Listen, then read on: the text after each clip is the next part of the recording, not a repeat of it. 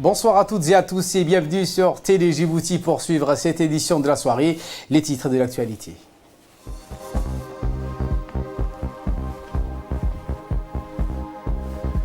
L'Agence nationale des personnes handicapées a organisé un atelier de vulgarisation des cartes de mobilité et d'inclusion. Également dans l'actualité de ce 22h, au moins 14 morts après la rupture d'un glacier dans la chaîne de montagnes de l'Himalaya en Inde. Voilà pour les titres. Merci si vous nous rejoignez sur Télé Djibouti et nous entamons avec le ministre de la Défense chargé des relations avec le Parlement. Hassan Omar Mohamed Burhan a pris part par visioconférence dans la journée d'hier une assemblée des ministres des défenses des pays de la région de l'océan Indien. Il s'est exprimé, écoutons. Excellences, Mesdames et Messieurs, c'est un réel plaisir et un grand honneur pour moi de pouvoir m'exprimer à cette conclave des ministres de la Défense des pays de la région de l'océan Indien, organisée en marge de l'exposition de l'industrie de la défense indienne intitulée Aero Indien 2021. Je tiens tout d'abord à féliciter le ministre de la Défense de l'Inde, pays hôte, pour l'organisation d'un tel événement.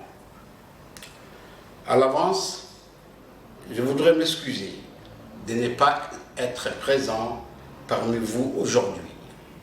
Mais néanmoins, la République de Djibouti sera bel et bien présentée à cette importante réunion par les biais de son ambassadeur en Inde, son Excellence Saïd Absiyi Warsama, et du commandant des gardes-côtes djiboutiennes, colonel Waïs Omar Bokhoré.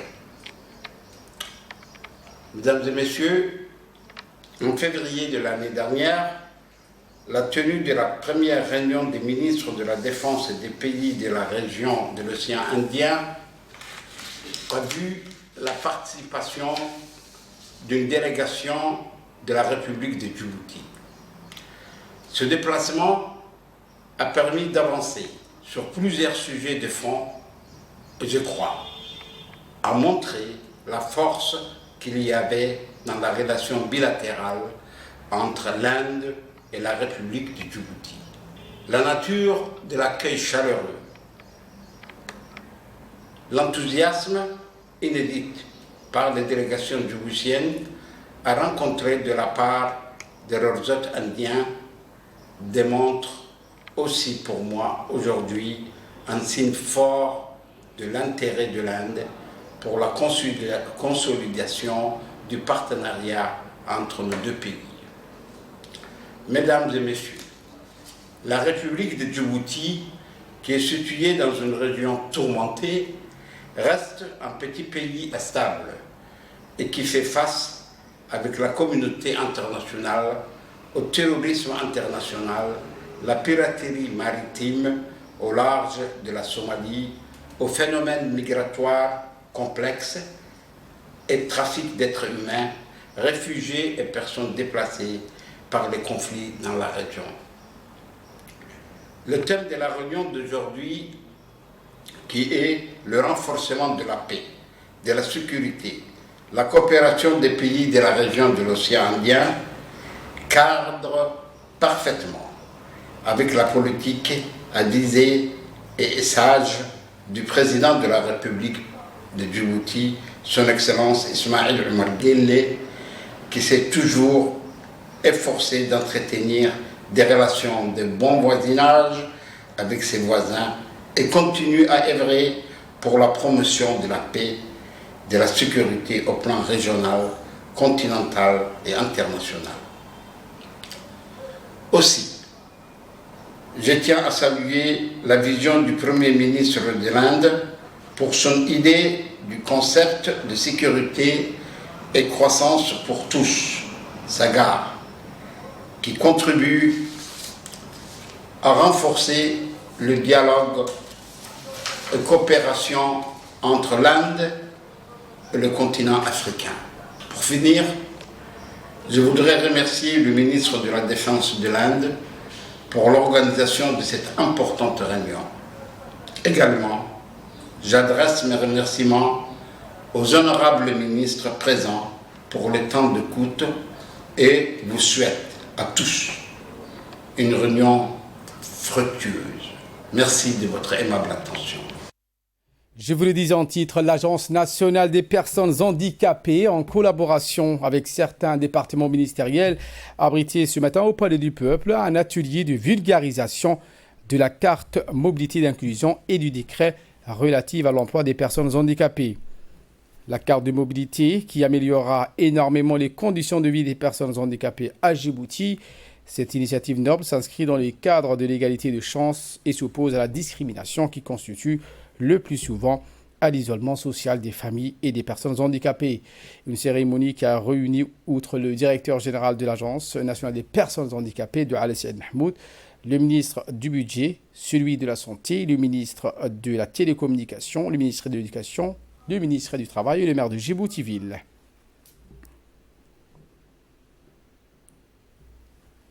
Écoutons à présent les ministres du Budget et de Santé. Énormément la vie à ces personnes et on devrait tricher cette carte. Les gens qui ont conçu peuvent apporter leur expertise à la carte d'identité nationale. Elle va plus loin que ce que j'en ai pensé. Je ne peux que féliciter l'ANPH. Cette carte représente pour toutes les personnes un moyen d'accès déterminant à un certain nombre de services de santé, mais surtout avantages sociaux. C'est une initiative noble, vraiment noble, qui s'inscrit dans le cadre de l'égalité des chances et s'oppose à la discrimination et au rejet, qui constituent le plus souvent à l'isolement social des familles et des personnes elles-mêmes. Cette initiative qui constitue le fil directeur de toutes les actions sectorielles du gouvernement est dictée par son Excellence, M. Ismaël Omar Guelleh, président de la République. Pour le secteur de la santé, elle est fondamentale. Et c'est pourquoi le ministère de la Santé s'engage et se chargera de délivrer à toute personne titulaire de cette carte de mobilité l'accès gratuit aux soins de santé dans toutes les structures sanitaires de la République de Djibouti. Nous sommes vraiment résolument engagés dans la lutte contre les inégalités d'accès aux services de santé, en particulier les personnes en situation vulnérable. Je vous propose à présent de suivre l'intervention du ministre de l'Éducation nationale et de la formation professionnelle et le ministre du Travail. Le ministère de l'Éducation nationale s'engage pleinement à être à vos côtés pour la mise en œuvre de cette carte des mobilités d'inclusion, puisqu'aujourd'hui, notre école djiboutienne est une école, bien sûr, pour tous, de qualité et inclusive. Et pas plus que cette année, nous avons mené des campagnes de sensibilisation et d'information auprès des parents pour scolariser leurs enfants, pour inscrire les enfants dans les écoles les plus proches. Donc, qu'ils soient dans l'enseignement général ou que ce soit dans l'enseignement technique, nos portes sont ouvertes pour justement permettre à ces élèves de pouvoir bien sûr suivre une scolarisation normale pour que plus tard, lorsqu'ils seront bien sûr adultes, ils auront pleinement les compétences qu'il faut à égal par rapport bien sûr aux personnes, entre parenthèses, disons, normaux. Et je pense que nous sommes dans la fondation, dans le fondement même, pour que cette carte de mobilité soit bien sûr effective. Il faut bien sûr que ces personnes, malgré qu'ils présentent un handicap, puissent avoir les mêmes compétences que bien sûr des personnes normaux. Et nous y travaillons, que ce soit dans l'enseignement général, mais également dans la formation professionnelle. Depuis que vous êtes avec votre équipe à la tête de cette agence, initié foultitude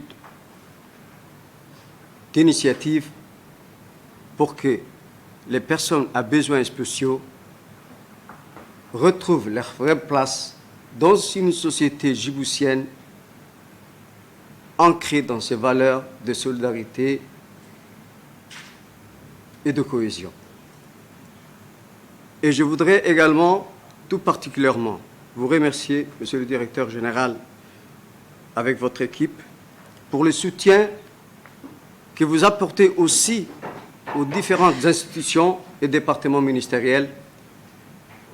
Et j'ai plaisir à évoquer ici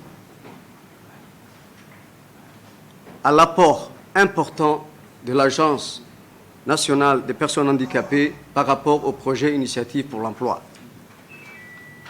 Je voudrais, Monsieur le Directeur, vous faire remarquer que votre participation à cette initiative est des plus nobles, des plus importantes, parce qu'elle contribue énormément à l'avancée d'une justice sociale à Djibouti, vecteur de développement pour la République de Djibouti.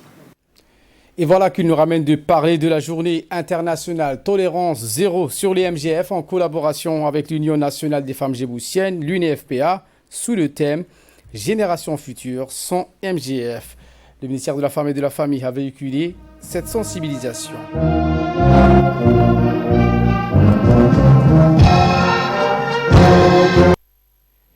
Le ministère donc a sensibilisé avec une soirée riche en couleurs, animée par des hadiths, des porteurs de messages, des sketchs réalisés par le jeune, ainsi que des artistes locaux qui étaient au rendez-vous.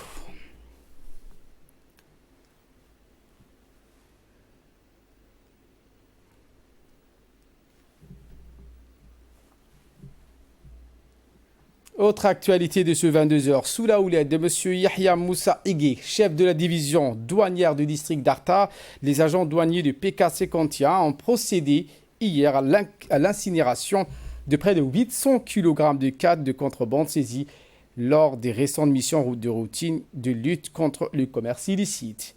En effet, c'est au cours d'une opération de contrôle effectuée sur la RN1 secteur Barra que les douaniers ont découvert et intercepté ces colis contenant chacune plus de 150 paquets dissimulés dans 2 voitures.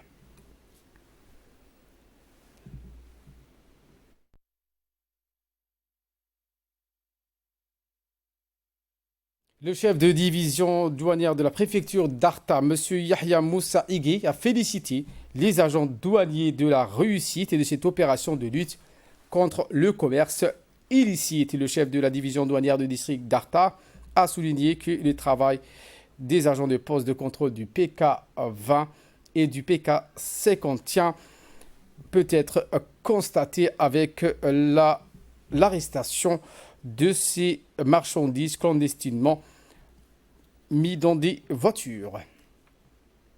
Et de là, nous passons aux nouvelles du monde. Je vous le disais en titre, au moins 14 morts après la rupture d'un glacier dans l'Himalaya. Les autorités ont fait état d'une centaine de personnes disparues. La rupture du glacier a provoqué une crue importante sur son passage. La mort de 14 personnes a été confirmée par les autorités, selon un bilan provisoire des autorités de l'État d'Uttarakhand, qui ont également fait état de 125 à 200 disparus. Voilà pour l'essentiel de ce 22h. Merci à vous de nous avoir suivis et très bon suivi des programmes sur Télé Djibouti.